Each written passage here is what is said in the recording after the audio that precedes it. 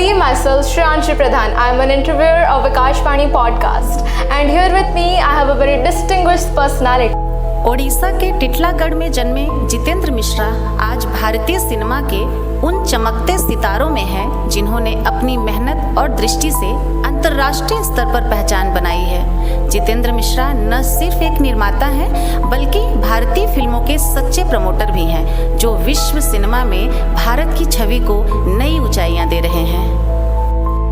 Meet Mr. Jitendra Mishra, who is a film director and also a festival director of SIFC. So let's have a little conversation with him. So hello sir, namaste, Jai Maa Manikeshwari. Jai Maa Manikeshwari. How are you sir? Very good, very good. How are you? Sir, I am also fine sir. Thank you for asking. Sir, I really have to say you're looking very great today sir. Thank you, thank you. Okay. Same to you. Thank you so You look much great. sir. Thank you. So first of all I want to ask you, आपको हमारा विकास कैसा लगा and हमारे जो students हैं कैसे लगे आपको? विकास आई डोंट नो, यहाँ आके मुझे लगता है कि मैं इमोशनली कनेक्ट हो गया हूँ यहाँ पे because of the warmth I have received here. School बहुत सारे मैं ट्रैवल करता हूँ, दैट्स माय पैशन। साल भर में शायद मैं 50 से ज़्यादा स्कूल ट्रैवल करता हूँ पर्सनली बिकॉज ऑफ सिप्सी। बट यहाँ पे एक ह्यूमन कनेक्ट है ज़्यादा through the management, through children, through teachers. एक वार्मथ है जो एक्सप्रेस नहीं कर सकते हो, उसको फील कर सकते हो। अच्छा लग रहा है, बहुत अच्छा। ओके सर, वही है हमारा विकास, हम सब एक फैमिली है। या सर हमारे ऑडियंस को क्या आप अपने बारे में कुछ बता सकते हैं? I was born and brought up in Titlagarh, just 50 kilometers from here. मेरा चाइल्डहुड वहीं पे था टिटलागढ़ में पूरा until graduation. Then I moved to New Delhi because I wanted to work in the film industry. तो क्योंकि उस टाइम पे कोई क्वालिफिकेशन नहीं था मेरे पास फिल्म रिलेटेड। ऑफ कोर्स मैं ग्रेजुएट था बट फिल्म के बारे में नहीं पता था। Then I went there and I started working in a production house to learn filmmaking. और धीरे धीरे करके एक सेट पे ज्वाइन किया, एक छोटा सा प्रोडक्शन हाउस को ज्वाइन किया। फिर कुछ शॉर्ट फिल्म्स बनाया, कुछ डॉक्यूमेंट्रीज बनाए, कुछ एड फिल्म्स बनाया। फिर फाइनली 2009 में मेरा सिनेमेटिक जर्नी स्टार्ट हुआ with the film I am Kala. Then इस तरह से तो I am a film maker, basically full time film maker. I am also a promoter of good cinema, so I promote a lot of films made for young people, for family audience, with some meaningful films. Okay तो sir आपने जैसे बोला आपका story बहुत inspiring है, क्योंकि मैंने सुना है कि आपने लॉ किया था and law and film making बहुत डिफरेंट होता है। आपने फिर भी 2009 तक आपने फिल्म सीखा एंड देन आपने ये सब किया। That's truly inspiring sir. Sir अगर आप अपने लाइफ को एक मूवी में दिखाना चाहते होंगे तो आप उस मूवी का टाइटल क्या दोगे? Family first.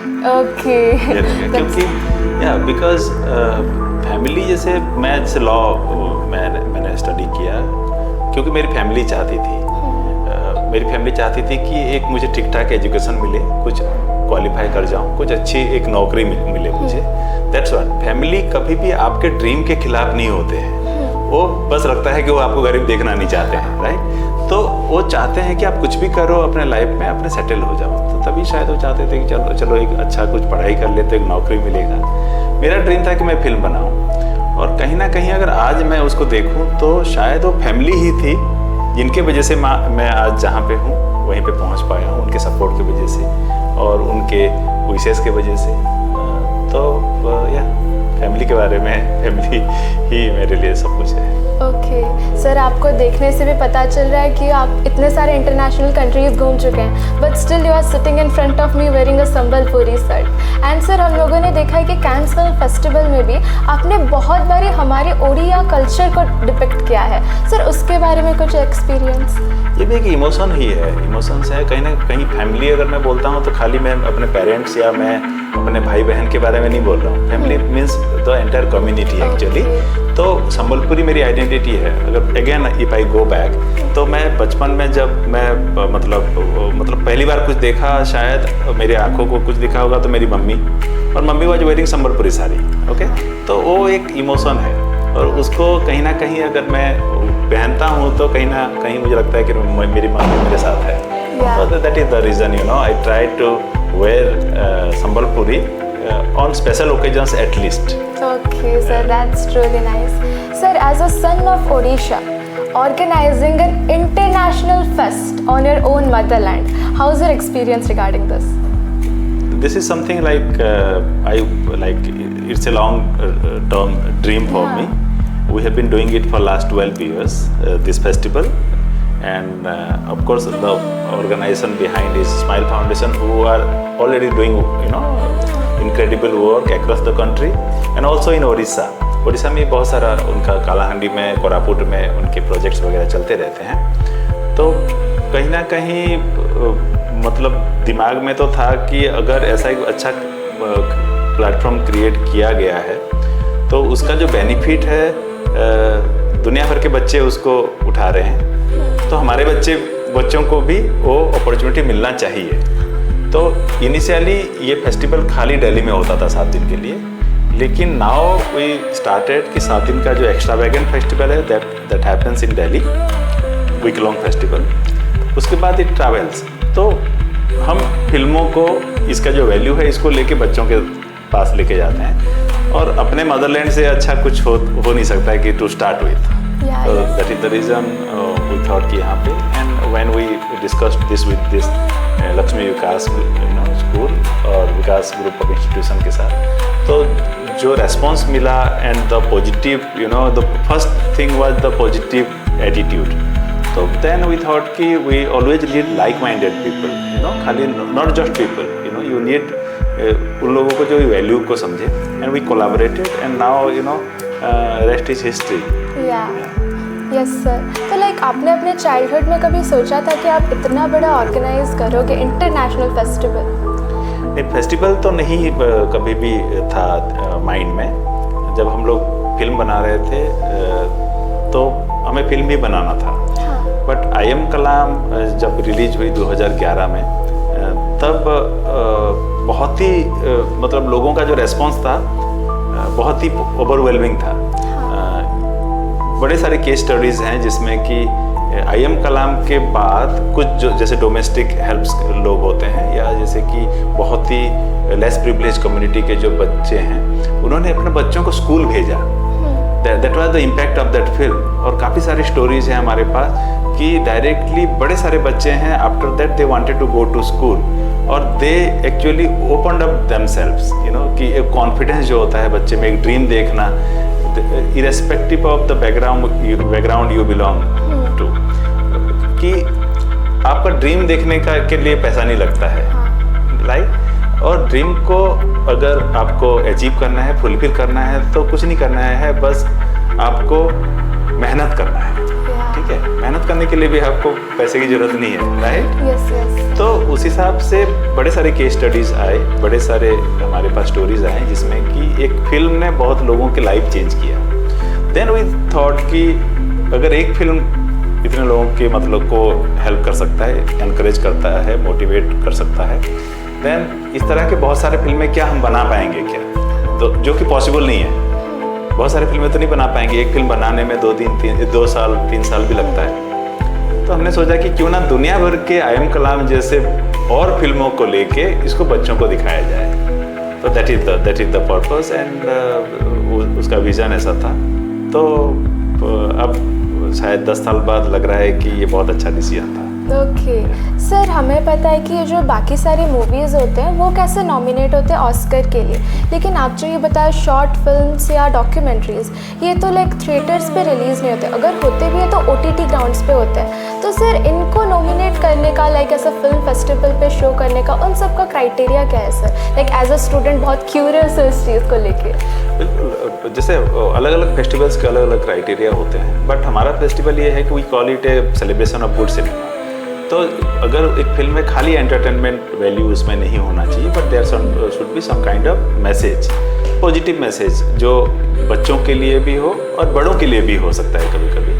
तो अगर थिएटर के लिए तो चलो एक अभी खुलेगा मार्केट की शॉर्ट फिल्म्स एंड डॉक्यूमेंट्रीज़ के लिए भी they are going to release, वो तो फीचर फिल्म्स के लिए है, क्योंकि वहाँ पे बहुत ज़्यादा पैसा लगता है आजकल। तो लोग जो एक होता है कि मैं इतने पैसे में इतना मुझे मिलना चाहिए, तो उस हिसाब से एक फीचर फिल्म देखेंगे, थोड़ा सा एंटरटेनमेंट होगा, वो सब चीज़ें हैं कि पैसे दे के देखने जो जाते हैं।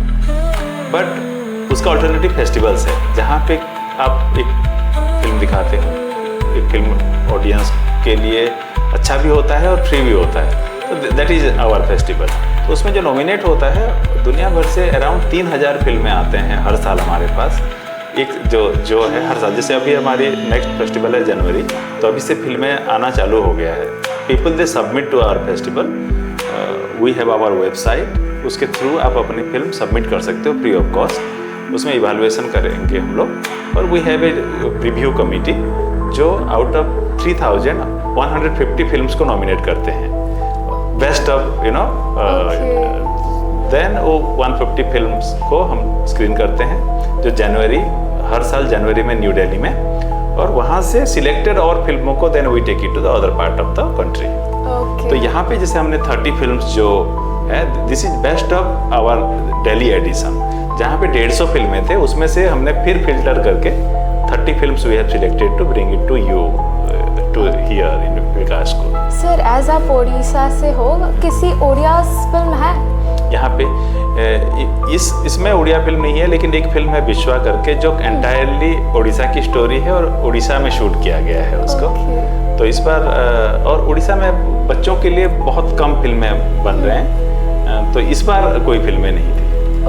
और दूसरी बात यह है कि हम चाहते हैं कि हमारे बच्चे बाहर की दुनिया देखें, और बाहर के, जैसे कि कल एक फॉरेन डेलीगेट जो है वो बता रही थी कि आपको अगर कोई फॉरेन लैंग्वेज सीखना है तो आप उसी लैंग्वेज में फिल्में देखो, एक बार देखो, 2 बार देखो, सबटाइटल पढ़ो, धीरे धीरे आपको लैंग्वेज सीखने को आ जाएगा। तो उस हिसाब से हम चाहते हैं कि फॉरेन लैंग्वेजेस की फिल्में हमारे बच्चे देखें, so that they could see the other side of the grass also, कि वहाँ पे कैसा है, उनका आर्ट कैसा है, कल्चर कैसा है, उनके ट्रेडिशंस कैसे हैं। तो इस तरह से।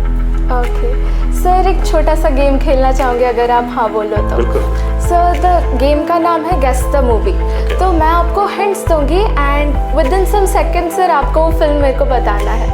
सो द फर्स्ट क्वेश्चन इज, एक छोटी सी लड़की थी और एक विडो वोमन थी जो कि बनारसी में अपना लाइफ जीती थी, एंड बहुत ही सोसाइटल नॉर्म्स को वो उनको पीछा दे के वो रहती थी।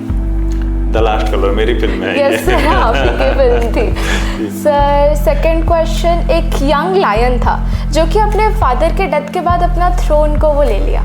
Lion King. Lion King, yes sir, you are really great in this movie.